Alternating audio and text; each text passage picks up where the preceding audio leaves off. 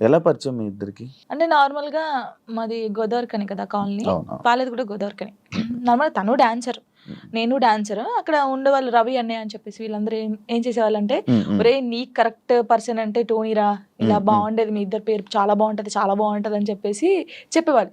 ఎవరు ఈ టోనీ ఇలా బాగుంటదని తర్వాత పరిచయం అయింది. పరిచయంలో అచ్చా, కలవక ముందే మీకు అందరూ అనేవాళ్ళ?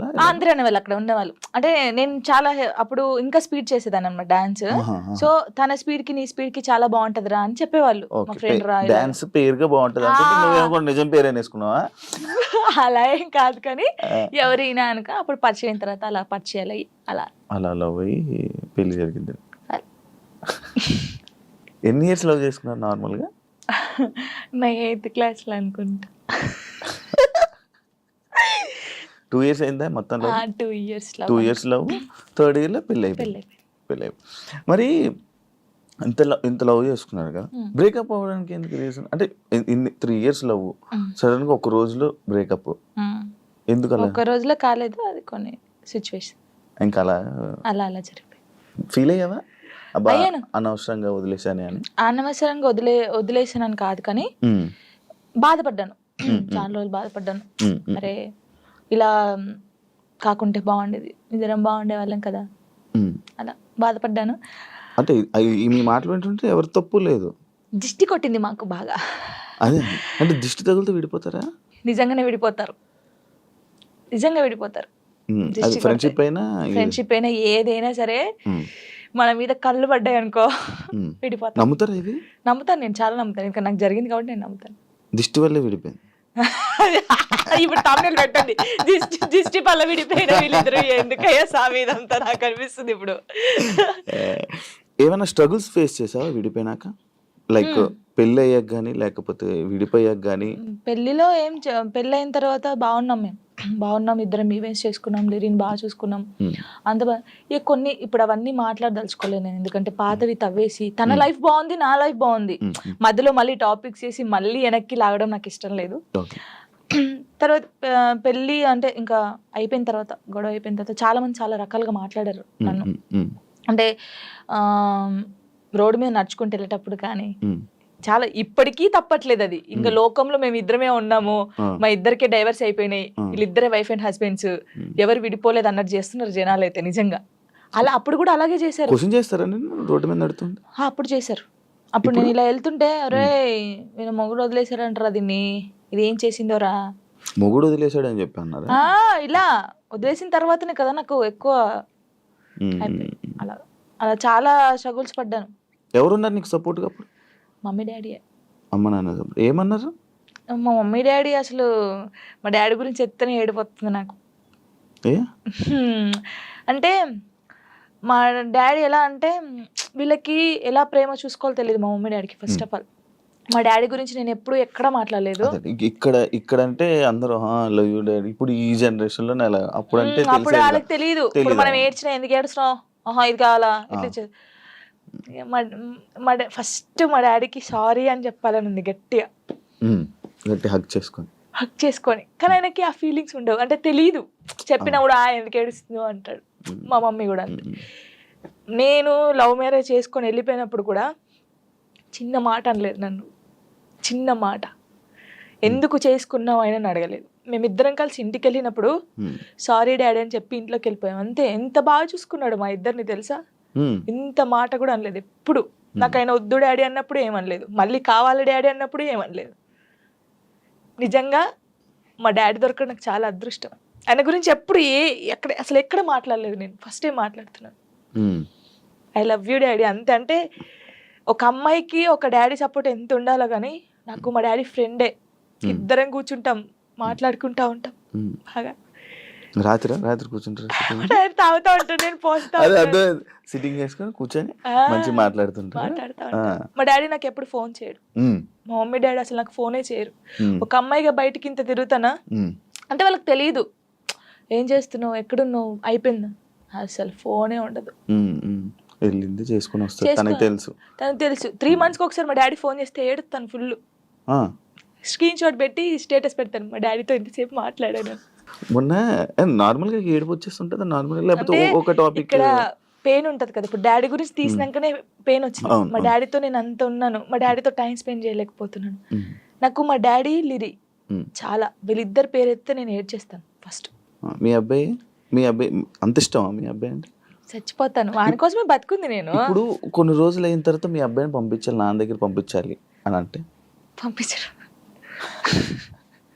అంటే యాక్చువల్ లా ప్రకారంగా నార్మల్గా కొన్ని ఇయర్స్ అమ్మ దగ్గర, ఎన్ని ఇయర్స్ అని అమ్మ దగ్గర ఉండాలి అని చెప్పి. మీరు అలా అంటే నాకు గుండె అయిపోతుంది. లేదు, జనరల్గా అడుగుతున్నా. లిరి వెళ్ళడు, అమ్మ కాడే ఉంటా అని చెప్తాడు. షోరా? షూర్. నేను ఉంటును, సపరేట్ గా మనతో మీరు మాట్లాడండి, వాడు చెప్పేస్తాడు.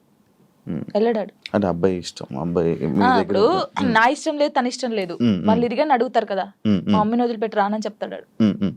ఇప్పుడు హ్యాపీయా మొత్తం అంతా, మీ అబ్బాయి మీరు అంతా హ్యాపీ? మేమిద్దరం చాలా హ్యాపీగా ఉన్నాం. అవును, యాక్చువల్లీ పేరెంట్స్ మధ్య జరిగినవి పిల్లలకి చెప్పకూడదు, ఎందుకు వాళ్ళని ఇబ్బంది పెట్టడం అనేసి నార్మల్గా అనుకుంటుంటారు బయట, నార్మల్గా జనరల్గా.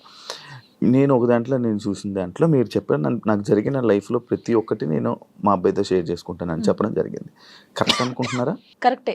ఎందుకంటే ఇప్పుడు ఫాదర్ మదర్ ఉన్నప్పుడు ఆ పిల్లలకి అవి తెలియకూడదు. ఫాదర్ లేడు, సో అన్నీ నేనే వానికి. నేనైనప్పుడు నా లైఫ్లో ఏం జరుగుతుందో వానికి ఒక్కనికే తెలియాలి, ఎవరికి తెలియకూడదు. ఇప్పుడు వాడు అబ్బాయి అండి, నార్మల్గా చెప్తున్నాను, వాడు ఇంకొక 5 years అయితే పెద్దగా అవుతాడు. పెద్ద అయిన తర్వాత బయటకు వెళ్తాడు, జనాల గురించి తెలిసిందే కదా, ఎవడో ఒక మాట అంటాడు. అప్పుడు వీనికి ఏం తెలియదు అనుకో, వాడు వచ్చి నన్ను క్వశ్చన్ వేస్తాడు, అమ్మ వాళ్ళు ఇలా అంటున్నారు ఏంటమ్మా అని. వీనికి అన్నీ తెలిసాయి అనుకో, మా మమ్మీ గురించి నాకు తెలుసురా, మీరేంట్రా అనేది, వెళ్ళండిరా అంటాడు. దానికి దీనికి ఎంత ఉంది? సో నా కొడుక్కి నా లైఫ్లో ఏం జరిగింది, ఏం జరగబోతుంది అన్నీ తెలియాలి. నేను వానికి అన్ని షేర్ చేసుకోండి, నాకెవరున్నారు ఇంకా షేర్ చేసుకోవడానికి, వాడు ఒక్కడే ఉన్నాడు. సఫర్ అవ్వడా అసలు వాడు నాకు ధైర్యం చెప్తారు తెలుసా. అవునా? చాలా లిరిని చూస్తే మీరు అలా ఉన్నారు, కానీ చాలా మెచ్యూరాడు, చాలా. మీ తెలివితేటలు ఎక్కువ వచ్చినట్టు బాగా. అసలు వాడు వానితో మాట్లాడితే మీకు అర్థమవుతుంది, అంత బాగా మాట్లాడతాడా? అంత బాగా మాట్లాడతాడు. నాకు ధైర్యం చెప్తాడు నేను ఏడుస్తే. ఎందుకు ఏడుస్తారా అలా? ఇంకా మరి బాధ వచ్చినప్పుడు ఎవరికి షేర్ చేసుకోవాలి? ఇప్పుడు బయటికి వెళ్తాం, షూట్స్ చేస్తాం, కొందరు మంచిగా మాట్లాడతారు, కొందరు చెడుగా మాట్లాడతారు. అట్లా మాట్లాడినప్పుడు ఇంటికి వెళ్తాను, మనం చూడగానే ఏడుపు వస్తుంది, గట్టిగా పట్టేసుకొని డాడీ ఇలా అన్నారా ఈ రోజు నన్ను, అన్నీ చెప్తాను శివ గారు తెలుసా. నేను ప్రతి పిన్ టు పిన్ చెప్తాను వానికి. నేను నాకు ఎవరైనా ప్రపోజ్ చేసినా, ప్రపోజ్ చేశారు లిరి నాకు అని చెప్తాను నేను, సీరియస్ గా. ఎవడాడు అంటాడు, ఎవడాడు అంటాడు, నాకు నచ్చలేదు లిరి అని చెప్తాను నేను. ఉండేలే అప్పుడు, చెప్పకూడదు పేరు, నార్మల్ గా అంటే ఎవరికైనా ఉంటారు, నేను కూడా మనిషినే కదా, నాకు కూడా క్రష్ ఉంటారు. నాకు అనుష్క అంటే క్రష్, హీరోయిన్ మీరు హీరోయిన్ క్రష్ చేసి. నార్మల్ గా ఒకరంటే ఇష్టం ఉండే, అంటే వాళ్ళతో ఎప్పుడు మాట్లాడలేదు, నేను వాళ్ళని ఎప్పుడు కలవలేదు, ఎప్పుడు చూడలేదు, కానీ బట్ కొన్ని వీడియోస్ చూసిన తర్వాత వాళ్ళ క్యారెక్టర్ నచ్చి కొంచెం ఇష్టపడ్డాను. ఇప్పుడు ఇది చెప్పారా మీ అబ్బాయికి? చెప్పాను ఒరే వాళ్ళ క్యారెక్టర్, ఓ అవునా, ఓకే ఓకే. కన్వే చేశారా ఆయన దాకా? చెప్పాను ఆయనకి. అబ్బాయికా చెప్పలేదు, చెప్పాలని లోపు పెళ్లి అయిపోయింది. సీరియస్ గా ప్రామిస్, ఇది ప్రామిస్, ఇది పెళ్లి అయిపోయింది. అయ్యో దేవుడా, పెళ్లి అయిపోయిందా, ఓకే పర్లేదులే, చూసుకుంటున్నారు కదా వీడియోస్, ఓకే ఫైన్, ఇష్టం కదా చూస్తూ ఉందాంలే అలాగా. ఇంకో మ్యారేజ్ చేసుకోవాలని ఆలోచన లేదు. అంటే దీనివల్ల ఒక 8 months నేను సాంగ్స్ని కొంచెం పక్కకు పెట్టాల్సి వస్తుంది. అండ్ ప్రొడ్యూసర్స్ అందరు చాలామంది కూడా కాల్ చేస్తున్నారు, వాళ్ళందరికీ సారీ. అంటే నా హార్ట్ఫుల్గా నేను సారీ చెప్పుకోవాలి. ఈ టైంలో నేను అగ్రిమెంట్ అయ్యాను కాబట్టి ఒక మంచి ప్రాజెక్ట్తో మేము ముందుకు రావాలి అని, అంటే ప్రేక్షకుల దేవులకు, అంటే వాళ్ళు నన్ను అభిమానించే వాళ్ళందరికీ ఒక పెద్ద బిగ్ సర్ప్రైజ్ తోటి మేము ముందుకు రాబోతున్నాను. అండ్ ప్రొడ్యూసర్స్ కూడా చాలా సారీ అండి, ఒక 8 months తర్వాత నేను బ్యాక్ వచ్చేస్తా, అంతే, నన్ను కొంచెం అర్థం చేసుకోండి. అంటే మీ పేరు చెప్పగానే జనాలకి ఏంటంటే ఒక విషాద గీతాలు, ఏంటంటే అదేదో విరహ ప్రేమికుడు, భగ్న ప్రేమికుడు అంటారు కదా, ఆ పాటలు ఎక్కువ వస్తున్నాయి. అంటే మీరు అట్లా సెలెక్ట్ చేసుకుంటున్నారా, లేకపోతే వస్తున్నాయి అట్లా? అంటే సెలెక్ట్ చేసుకోవడం బ్రాండ్ పడిపోయింది మీకు అట్లా అయిపోయింది. అంతకుముందు స్టార్టింగ్లో ఒక డాన్సర్గా గుర్తించారు, తర్వాత ఒక ఆర్టిస్ట్గా. ఇక రెండు, ఈ టోనీకి ఏజ్ చేసిన డ్యాన్స్ వర్షన్ వచ్చినా వాడు చేయగలుగుతాడు, అండ్ యాక్టింగ్ స్కిల్ కూడా ఉంది. ఇలాంటి బాగా సెట్ అవుతున్నాయి అని చెప్పేసి వాళ్ళు ఓన్ చేసుకొని నాకు ఇవ్వడం జరుగుతుంది. అది నాకు అదృష్టమే చాలా. అంటే నువ్వు ఎప్పుడైనా వేరే క్యారెక్టర్ అయినా వేరే మంచి సాంగ్ ఏదో మామూలు ఊపిన సాంగ్ వేరే ఏమైనా వస్తే జనాలు యాక్సెప్ట్ చేయగలరా? అంటే ఒక బ్రాండ్ పడిపోయింది కదా మీకు, ఇట్లా ఎక్కువ ఈ సాంగ్లే ఏడిపించే సాంగ్లు ఎక్కువ వస్తున్నాయి కదా మీ నుంచి. అంటే నేను ఫస్ట్ డాన్సర్గా డాన్స్ తోటి స్టార్ట్ చేసిన కాబట్టి నన్ను ఏ టైప్గానైనా చూసుకోగలుగుతాను, ఏ జాయినర్లనైనా యాక్సెప్ట్ చేసేస్తున్నారు కాబట్టి నాకు చాలా హ్యాపీ. అంతే, ఇది వీడు చేయలేడు ఇది వీడు చేయలేడు అన్నట్టు లేకుండా రెండు ఈక్వల్గా వాళ్ళు నన్ను యాక్సెప్ట్ చేశారు కాబట్టి నాకు హ్యాపీ. ఓకే, మీ లైఫ్లో చాలా కష్టాలు పడ్డారు మీరు, చాలా అనుభవించున్నారు. సో అన్నిట్లోనూ నెగిటివ్ కామెంట్లు కూడా వస్తే చాలామంది ఏదో అంటుంటారు కదా. సో అలా వచ్చినప్పుడు ఎట్లా ఫీల్ అయ్యారు? నేను ఎప్పుడు అన్నీ పాజిటివ్గానే తీసుకున్నా కానీ నెగిటివ్గా తీసుకోలేదు.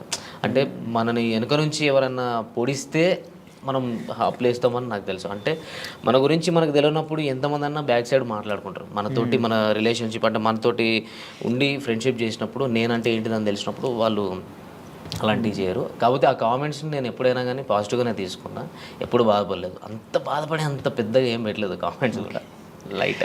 బాగా బాధపడిన క్షణం? బాగా బాధపడిన క్షణం అంటే మనిషి జీవితంలో హ్యాపీ ఉంటుంది, అట్లా సాడ్ కూడా ఉంటుంది, చాలాసార్లు జరుగుతుంది. కానీ మన మైండ్లో ఒకటి రిజిస్టర్ అయిపోయి ఉంటుంది కదా. అంటే నేను లైఫ్లో ఒకటి మనం ఎప్పుడైనా కానీ ఒకటి అనుకుంటాం, ఇట్లా ఉండాలి, ఒక ఫ్యామిలీతో ఉండాలి, ఇది అని నేను ఒక పెద్ద కోట కట్టుకున్న తర్వాత ఒకటేసారి కూలిపోయింది. అది కొన్ని రోజులు స్ట్రగుల్ ఫేస్ చేసిన, అంతకు మించి బాధ దాని తర్వాత కూడా నేను లైఫ్లో నేను అనుభవించలేదు. అదొకటే బాధ. మళ్ళీ ఇప్పుడు కలవాలనిపించలే మళ్ళీ ఈ టాపిక్. Okay okay. అంటే ఏదైనా ఇప్పుడు బ్యాక్ వెళ్తే అది నేను మార్చుకోవాలి నా లైఫ్లో ఏదో ఒక థాట్ ఉంటుంది కదా, అట్లా ఏముంది మీ లైఫ్లో? దేవుడు ఇచ్చిన ఒక లైఫ్లో దేవుడు ఎటు వెళ్ళాలో అనేది డిసైడ్మెంట్ చేస్తాడు. మనకు అప్ అండ్ డౌన్స్ అనేది జరుగుతూనే ఉంటుంది. దెబ్బ తాకితేనే మనకు దాని వాల్యూ తెలుస్తుంది. దాన్ని నేను మార్చుకోవాలని అనుకోవట్లేదు. నేను దెబ్బ తినాలి ఎవ్రీ టైం. ఇప్పుడు కూడా నేను ఎప్పుడు స్ట్రైట్గా వెళ్ళాలని లేదు, అప్ అండ్ డౌన్స్ తోటే వెళ్ళాలని నా లైఫ్ అనుకుంటున్నా. అంతే, మార్చుకోవాలి ఇది మార్చుకోవాలి అది మార్చుకోవాలని లేదు. మనం ముందు ఏమైనా గోల్ పెట్టుకుంటే దాన్ని స్ట్రైట్గా ఫాలో అయ్యి దాన్ని కరెక్ట్ రీచ్ కావాలి. ఇది మాత్రం చేసుకోగలగాలి. కానీ మన లైఫ్ని మార్చుకోవాలంటే ఈ గోల్నే మనం ఏదైతే అనుకున్నామో ఆ సక్సెస్తోనే మార్చుకోవాలి. అంతే. అంటే డాన్సర్ టు యాక్టర్ అయ్యారు, ఇప్పుడు ఆర్టిస్ట్ అయ్యారు కదా. అవును. సో డాన్సర్ నుంచి ఆర్టిస్ట్గా టర్న్ అవడానికి మీరు చాలా స్ట్రగుల్ ఫేస్ చేస్తుంటారు కదా. ఎందుకు అలా వెళ్ళడం, ఇక్కడ బాగుంది కదా అని చాలామంది చెప్పుంటారు మీరు. సో ఎందుకు ఇట్లా ఎలా అంటే డాన్సర్ నుంచి యాక్టర్గా అంటే ఇట్లా ఎందుకు చూస్ చేసుకున్నాను అంటే, డాన్సర్ అంటే బేసిక్గా యాక్టర్ అనమాట. అంటే డాన్స్ అంటే అది స్క్రీన్ వెనకాల ఉండి కొన్ని ఉంటాయి కదా, అట్లా కాకుండా మొత్తం మీ మీదే నడుస్తుంటుంది మొత్తం ప్రతిదీ. అంటే ప్రతిదీ అక్కడ ఏంటంటే ఎమోషన్ అన్నది అంత పట్టించుకోండి. మీరు కొరియోగ్రాఫ్ చేస్తారు అంత బాగా, ఇక్కడ ఎమోషన్ అంతా చాలా ఉంటుంది కదా, ఆర్టిస్ట్గా కూడా చూస్తుంటారు కదా. సో కష్టం అనిపించిందా లేకపోతే? లేదు, నాకు చిన్నప్పటి నుంచి ఆర్టిస్ట్ అంటే యాక్టింగ్ కానీ డ్యాన్స్ కానీ చాలా ఇష్టం. అట్లనే చిన్నప్పటి నుంచి ఉంది. ఒక డాన్సర్గా అంటే ఫస్ట్ ఆఫ్ ఆల్ డాన్సర్గా ఒక గుర్తింపు తెచ్చుకున్నాం కాబట్టి అది ఉంది. నాకు కూడా ఎప్పుడైనా ఇలాంటి క్యారెక్టర్ చేయాలి, ఇట్లా ఉండాలి, ఇది చేయాలి, మనం ఒక డాన్సర్గా కాకుండా ఒక యాక్టర్ కూడా ప్రూవ్ చేసుకోవాలని నాకు చిన్నప్పటి నుంచి ఉండే. ఆ ఛాన్స్ నాకు వచ్చింది, చేసుకున్నాను. గుర్తించారు ఆడియన్స్, అంటే జనాలు కూడా నన్ను యాక్సెప్ట్ చేసారు. హ్యాపీ. మీకు ఎవరంటే బాగా ఇష్టం? ఈ డాన్సర్స్లో బాగా ఇష్టం మీకు? డాన్సర్స్లో ఎవరు బాగా ఇష్టం? డాన్సర్స్లో డాన్స్ చేసే వాళ్ళు ప్రతి ఒక్కరికి ఇష్టం. అంటే ఇన్స్పిరేషన్ ఒకళ్ళు ఉంటారు కదా, అలా ప్రభుదేవ్ మాస్టర్, చిరంజీవి గారు. ఓకే, అట్లా. సో అందుకే ఆయనలాగా మీరు ఆర్టిస్ట్ అయ్యారు, డైరెక్టర్ అవుతారా మళ్ళీ? ఆయన కూడా డైరెక్టర్ కదా. డైరెక్షన్ స్కిల్స్ ఉన్నాయి, డైరెక్షన్ చేసేది నేను. ఏవైబి ఆర్ట్స్ అనే యూట్యూబ్ ఛానల్లో నేను అంతకుముందు 2018లో వర్క్ చేసినప్పుడు అందులో ఒక వరల్డ్ ఫేమస్ లవర్ అని, అప్పుడే world famous lover Vijay Deverakonda గారిది రిలీజ్ అయింది. ఆ టైంలో నేను అదే టైటిల్ మీద వరల్డ్ ఫేమస్ లవర్ అని చెప్పేసి ఒక షార్ట్ ఫిల్మ్ చేసిన. అంటే డైరెక్షన్ కానీ, స్టోరీ రైటింగ్ కానీ, సాంగ్స్ కూడా రాయడం కానీ, ఇవన్నీ నాకు చిన్నప్పటి నుంచి ఇష్టం, ఇంట్రెస్ట్ అంతే. ఇక ఓకే, ఫీల్డ్లోకి రాకముందు ఏం చేసేవారు? అంటే ఈ ఫీల్డ్లో అంటే నేను చిన్నప్పటి నుంచి డ్యాన్సర్ని, అండ్ నా స్టడీ ఇంటర్లోనే స్టాప్ చేసేసిన. ఇంటర్ తర్వాత నాకు డ్యాన్స్ మీద ఇంట్రెస్ట్ కాబట్టి డైరెక్ట్ ఫిల్మ్ ఇండస్ట్రీకి వచ్చేసిన. ఓకే, అంటే ఫ్రెండ్స్ ద్వారా. ఇంటర్ తర్వాత మీకు ఇంట్రెస్ట్ ఉంది, ఇంటర్ తర్వాత ఇక్కడికి వచ్చారు కదా. అవునండి. ఈ ఫిల్మ్ ఇండస్ట్రీకి రావడానికి ముందు, ఈ ఇంటర్ అయిపోయిన తర్వాత మీరు ఎలా రావాలనుకున్నారు? లైన్ ఎక్కడ దొరికింది? అంటే ఫ్రెండ్ ద్వారా మగధీర Day 2 డ్యాన్స్ అని ఉండేది ఆ టైంలో. Aata and challenge challenge and Dhee and Magadheera day to dance ఇప్పుడు 3 జరుగుతూ ఉండే అప్పుడు షూట్స్. ఇది ఛాలెంజ్ అనేది మా టీవీలో వచ్చేది, డి అనేది ETV, Magadheera day to dance Zee తెలుగులో వచ్చేది. మా ఫ్రెండ్ వచ్చేసి రెగ్యులర్గా చేసేవాడు అందులో. నన్ను మా ఫ్రెండ్ ఏం చేసిండు, సాగర్ ఆయన పేరు, ఆయన తీసుకెళ్ళాను అనమాట. నువ్వు డ్యాన్స్ బాగా చేస్తున్నావు కదరా, నువ్వు కూడా సైడ్ డాన్సర్గా చేసేవరా కంటెస్టెంట్స్ తోటి అని చెప్పేసి తీసుకొని వచ్చిండు. నందు మాస్టర్తో చేసినాం మేము. దాని నుంచి మెల్లగా శోభన్ మాస్టర్ అని చెప్పేసి హైదరాబాద్లో ఉండదు దిల్సుఖ్ నగర్లో, ఆయన రాకేష్ మాస్టర్ని పరిచయం చేయించిండు. మన రాకేష్ మాస్టర్ ఉన్నారు కదా, ఆయనను పరిచయం చేయించి ఇట్లా స్టూడెంట్స్ ఉన్నారు మాస్టర్, మీ దగ్గర పెట్టుకోండి, ఈవెంట్స్ కానీ ఏమైనా ఉన్న వాళ్ళు అన్నీ చేస్తారు అని చెప్పనంటే, వాళ్ళ తరపు నుంచి మేము బోరబండలో ఉండే అప్పుడు రాకేష్ మాస్టర్ గారు. అప్పుడు అక్కడికి వెళ్ళి అట్లా స్టార్ట్ అయింది. అక్కడ నుంచే మాస్టర్ అంటే చాలా మాస్టర్ దగ్గరనే నేర్చుకున్నాను. నాకు ఒక డాన్సర్గా నేను డ్యాన్స్ చేయగలుగుతాను కానీ ఎక్స్ప్రెషన్స్ అవన్నీ నాకు తెలిసి ఉండేవి కాదు. 2008, 2009లో నేను ఇక్కడ ఇంద్రలోక్ కాంప్లెక్స్లో ఉండేది. అప్పుడు బోరమండ నుంచి ఇక్కడికి ఇంద్రలోక్ కాంప్లెక్స్కి వచ్చినాం అనమాట, ఇంద్రానగర్ దగ్గరికి. అక్కడ ఇన్స్టిట్యూట్ మాస్టర్ ఓపెన్ చేసారు, అక్కడ ఒక 1 year వర్క్ చేసినాం కావచ్చు. ఆ టైంలో నాకు డ్యాన్స్ తప్ప ఏం తెలిసేది కాదు. అన్ఎక్స్పెక్టెడ్ అంటే ఆయన ప్రతిరోజు ఒక క్లాస్ తీసుకున్నట్టు, అసలు డ్యాన్స్ చేస్తే డ్యాన్సే కాదు ఎక్స్ప్రెషన్స్ ఉండాలి, అలాంటివి నేను ఆయన దగ్గర చాలా నేర్చుకున్నా. ఇప్పుడు మన మధ్యలో లేరు కాబట్టి, అండ్ ఆయన తరపు నుంచే నేను యాక్టింగ్ అనేది కొంచెం నేను చూస్ చేసుకున్నా, ఇట్లా ఉంటుంది ఇది ఉంటుందని. ఒక డాన్సర్గా నేను తెలుసుకున్నది ఆయన దగ్గరనే, రాకేష్ మాస్టర్ దగ్గరనే. అంటే కొరియోగ్రాఫర్గా సినిమాల్లోకి వెళ్ళకుండా మళ్ళీ ఆర్టిస్ట్గా టర్న్ అయ్యారు కదా మళ్ళీ. అంటే ఆ టైంలో 2009లో Gemini TV 31st night event చేసినాం. నాకు ఒక 10 days బాగా స్ట్రగుల్, అంటే ఎక్కువ స్టేన్ అయిపోయింది, ఫీవర్ వచ్చేసింది. ఇక్కడ నుంచి సిక్ అయిపోయి ఇంటికి వెళ్ళిపోయినా. ఇంటికి వెళ్ళిన తర్వాత ఇంట్లో వాళ్ళు పంపించలేదు. అప్పటికి ఆ లోపు ఒకవేళ 2009లో ఉండేది ఉంటే నాకు సైడ్ డాన్సర్ కార్డ్ తీసుకున్నట్టు. అప్పుడు షారోన్ అన్న ప్రెసిడెంట్గా ఉండే. ఆ టైంలో నీకు ఇప్పిస్తా అంటే పాల్ మాస్టర్ని చాలామంది వచ్చేవారు అప్పుడు రాకేష్ మాస్టర్ దగ్గరికి. నేను ఎక్స్పెక్ట్ చేయలేదు, కానీ ఇంట్లో వాళ్ళు కొంచెం స్టాప్ చేసారు, నీకు హెల్త్ పరంగా బాగాలేదు అనేసరికి అక్కడనే ఉండిపోయి ఇన్స్టిట్యూట్ పెట్టుకోవడం జరిగింది. ఇన్స్టిట్యూట్ పెట్టుకొని మెల్లగా అట్లా అయిపోయింది. అట్లనే డాన్సర్గా ఉండి ఒక ఆర్టిస్ట్గా ఈ యూట్యూబ్లోకి నేను అన్ఎక్స్పెక్టెడ్గా వచ్చిన. నాకు అంటే డైరెక్ట్ మూవీస్లోకి వెళ్ళాలి అన్నట్టు ఉండేది. అంటే నాకు డైరెక్ట్ టచ్ అక్కడికి వెళ్ళిపోయినా. రాకేష్ మాస్టర్ తరపు నుంచి నేను ఏదో మూవీస్లోకి వెళ్ళాలి, మూవీస్లో కొరియోగ్రాఫర్ కావాలి, డాన్సర్ కావాలి అనే థాట్ నుంచి కొన్ని మధ్యలో డిస్టర్బెన్స్ల వల్ల స్టాప్ అయిపోయి అక్కడనే మా ఊరు గోదావరికి అని అక్కడనే స్టాప్ అయిపోయినా. అక్కడ స్టాప్ అయిపోయి అన్ఎక్స్పెక్టెడ్గా ఒక సిచ్యువేషన్ జరిగింది, అటు నుంచి ఇళ్ళకు రావడం జరిగింది.